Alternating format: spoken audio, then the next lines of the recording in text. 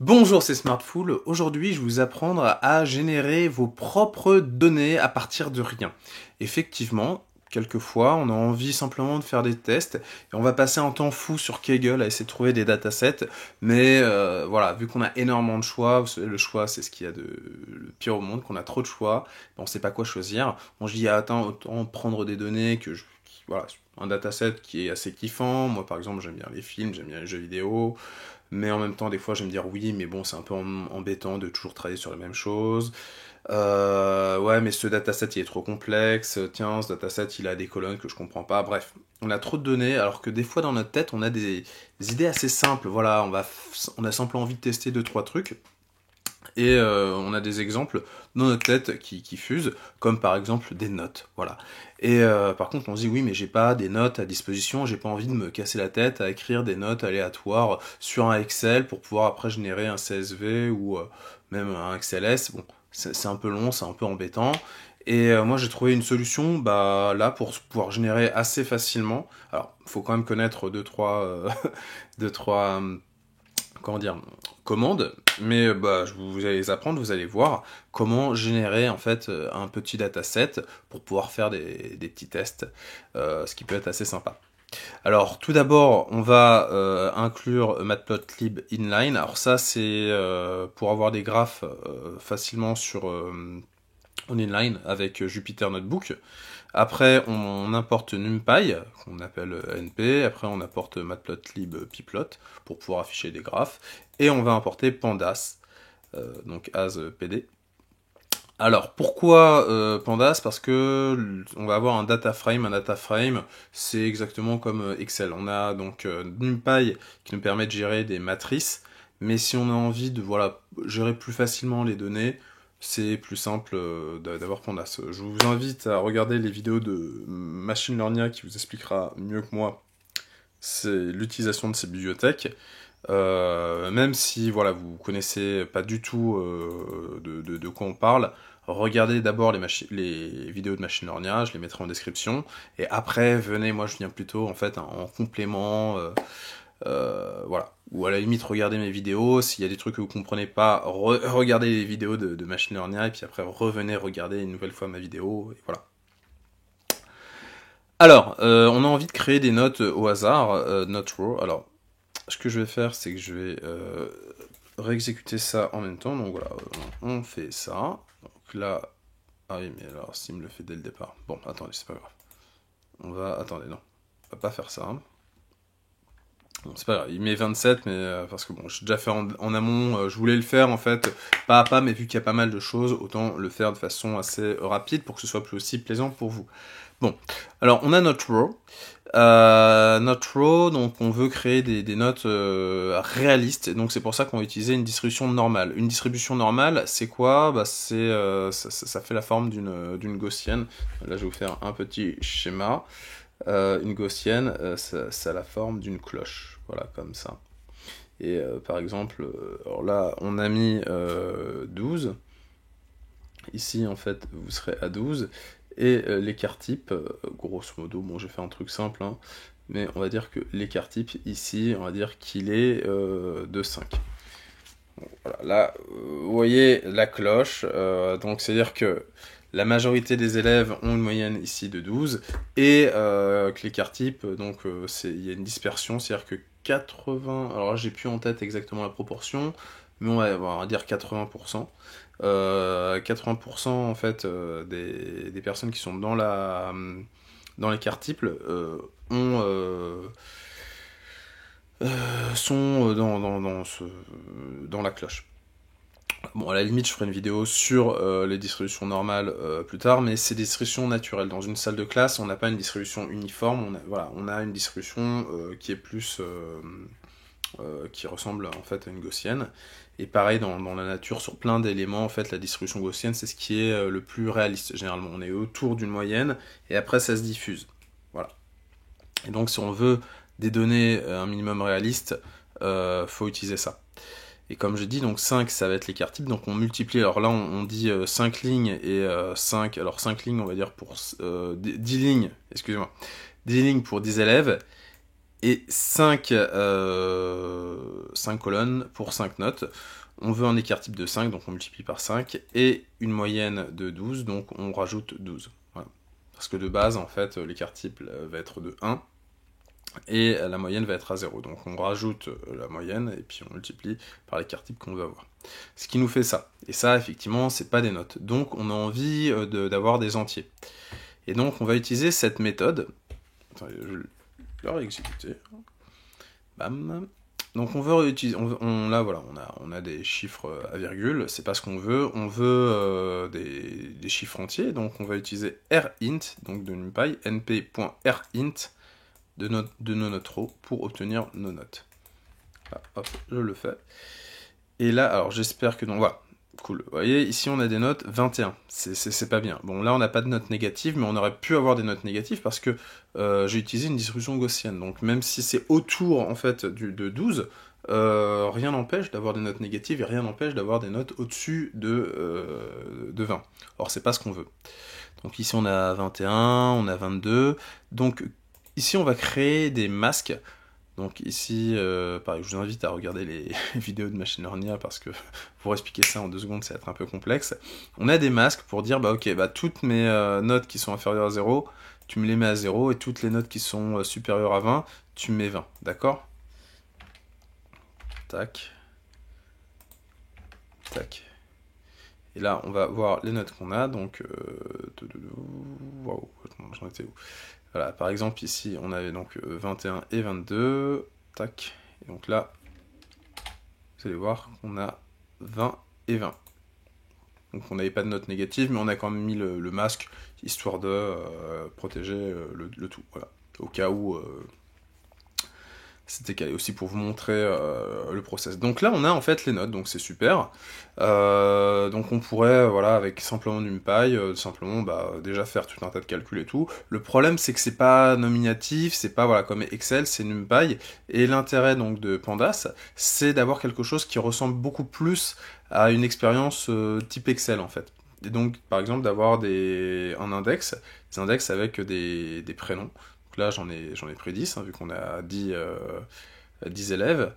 Et avec ça, donc, voilà, donc qu'est-ce que j'ai fait ici? Donc j'ai fait pandas, donc PD, vu qu'on a mis un alias, data frame, j'ai mis les notes, et puis ici j'ai mis les index. Et ici j'affiche ce qu'on a, et ici pour chaque élève on voit la correspondance. Donc bon, ça commence à partir de 0, ici parce que j'ai pas nommé les colonnes. On peut très bien dire aussi que c'est les moyennes de fin d'année, maths, français. Bon, moi je considère qu'on est dans la même matière et qu'on a plus 5 contrôles. Et le premier, bon, on commence par 0, donc le premier contrôle, voilà, François a eu 6, après au deuxième il a eu 13, après il a eu 7, après il a eu 7, et puis après il a eu 10. Ok, bon. Donc voilà, c'est intéressant, déjà c'est beaucoup plus lisible, on comprend beaucoup mieux, et avec df-describe, donc df c'est le nom qu'on a donné au data frame, avec df-describe, on va pouvoir avoir des statistiques automatiques. Donc ça c'est quelque chose qui est assez sympa, et on va avoir directement la moyenne par contrôle. Donc là on a le nombre d'élèves, donc c'est intéressant. Si par exemple il y avait des élèves qui étaient absents, on aurait par exemple, non, il y a des élèves qui sont pas là, donc on a la moyenne par contrôle. Donc on voit qu'au premier on a 13, 10, 14, 13, 12, voilà. C'est pas, on voit que la distribution normale, c'est pas, on n'a pas toujours, vu qu'on a que 5, vu qu'on a que 5 éléments, il y a quand même un élément de variabilité, mais on est quand même autour de 12, parce qu'on a du 14 et on a du 10,9. On voit que l'écart type, le STD c'est l'écart type, voilà, pareil, il est autour de 5, hein. Il n'est pas exactement à 5. Et là on a les notes minimum, donc on voit qu'on a note minimum 6, 5, 7, 7, 7. Et ici on a les notes maximales, donc on voit qu'on a quasiment tout le temps du 20 en note maximale. Il y a toujours à chaque contrôle quelqu'un a du 20, sauf au deuxième contrôle. Ce qui est intéressant avec ça, c'est que par exemple ici on peut avoir la médiane. Donc on voit qu'au premier contrôle, il y a plus de 50% des élèves qui ont eu plus de 14 ou 50% qui ont eu moins. La médiane ici est à 10. Donc voilà, c'est intéressant parce que rien que déjà avec ça, on a pas mal de data, et donc c'est super cool. Et si on veut calculer la moyenne, par élève, et bah on utilise, donc là on a ça. On veut faire la moyenne par, alors là c'était la moyenne par colonne, hein, donc par contrôle, mais nous ce qu'on aimerait bien aussi avoir, donc c'est la moyenne par élève. Et donc on est, comme je dis, les lignes c'est l'axe 0, et les colonnes c'est l'axe 1. Et donc si on veut la moyenne sur cet axe-là, c'est l'axe 1, parce que c'est l'ensemble des colonnes.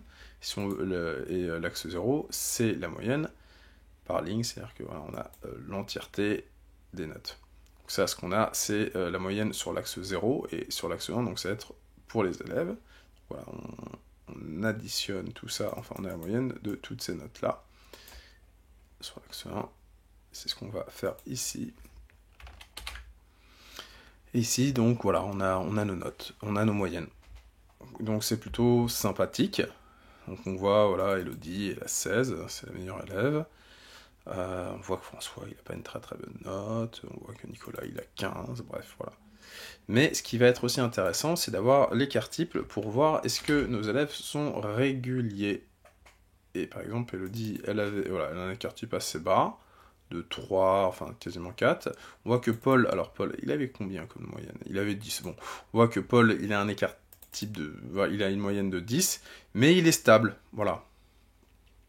Donc ça permet voilà, d'avoir une vision un peu plus concrète en fait, du niveau d'un élève, en ayant à la fois la moyenne générale et aussi son écart type. Ce qui est intéressant avec tout ça, c'est qu'on peut aussi mettre des figures. Donc ici j'ai utilisé, pareil, je vous invite encore de regarder les vidéos de Machine Learning qui vous expliquent comment utiliser Matplotlib. Donc ici j'ai fait PLT figure pour dire qu'on commençait une figure. Ici j'utilise fixsize, donc le paramètre fixsize pour mettre la taille, comme ça on a une grande figure, on y verra mieux. Sur df, donc je fais pareil qu'ici, hein, min est sur l'axis 1, donc df min 1, sauf que je rajoute plot et barre, et je lui mets un label, et en fait j'ai oublié de faire quelque chose dans ma préparation, mais très bien. Je vais pouvoir faire un PLT légende, comme ça on aura nos labels. Donc ici je mets un label pour dire que c'est moyenne, ici je mets un label pour dire que c'est l'écart type, donc ici pareil, on a df std sur l'axe 1, je fais un plot direct, et ici je dis que ça doit être en rouge, qu'on doit avoir une largeur de 2, donc LW pour W pour width, donc line width, et ls style pour mettre un peu de style.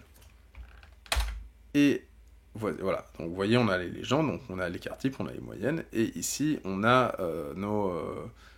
nos notes. Et donc voilà, on a un graphe. Et donc on voit par exemple ici Paul il est stable, c'est-à-dire qu'il a des notes stables. On va les voir en réalité. Là, hop, que Paul, voilà, il a 10, 10, 12, 8, 11.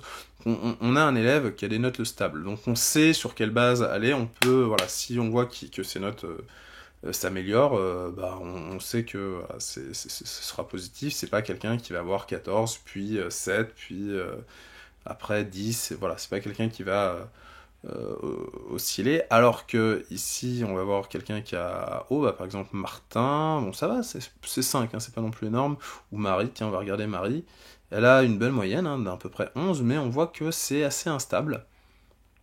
On va regarder les notes en vrai, là, elle peut avoir 20, mais elle peut avoir 5 aussi, et avoir 14, 10 et 11, donc voilà, elle peut avoir des très très bonnes notes, mais en même temps après s'effondrer après. Donc ça nous donne une mesure directe en fait de la stabilité d'un élève. Et voilà, donc on voit que si quelqu'un a des très bonnes notes mais un écart type faible, et c'est quelqu'un de confiance. On sait que ça va être un bon élève et qui est stable, alors que si on a une bonne moyenne, par exemple là c'était Elodie qui était à 16, bon ça va, elle a un écart type de 4, c'est pas non plus mais bon c'est quand même haut, hein. On n'est pas voilà, par rapport à Paul, on a quand même un écart type assez élevé. On va regarder ses notes, hein. Elodie elle a 20, 17, 14, 20, 11, oui parce que elle s'est ratée un peu sur la fin, et puis bon, des fois elle a eu un 14 et un 11 alors qu'elle a des notes très bonnes, donc Donc voilà, donc vous avez vu là assez rapidement, j'ai réussi à faire des petits exercices, mettre en œuvre deux trois petits trucs. Enfin, là on est vraiment dans de l'utilisation d'outils, hein. C'est pas vraiment de l'IA, c'est pas vraiment de l'automatisation, mais si on veut faire des petits tests, c'est vrai que c'est assez sympa de voir qu'on peut créer de la data à partir de rien. Voilà. Et donc ça permet voilà, de s'entraîner, d'entraîner ces outils avant d'entraîner même des modèles avant de pouvoir mettre en œuvre des données concrètes et réelles. Sur ce, j'espère que ça vous a plu, j'espère que vous aurez appris des trucs et que vous les mettrez en application. Et je vous souhaite une excellente soirée, parce que là on est en soirée de mon côté, donc, ou journée si vous êtes en journée. Et je vous dis à la prochaine, c'était Smartful, à bientôt.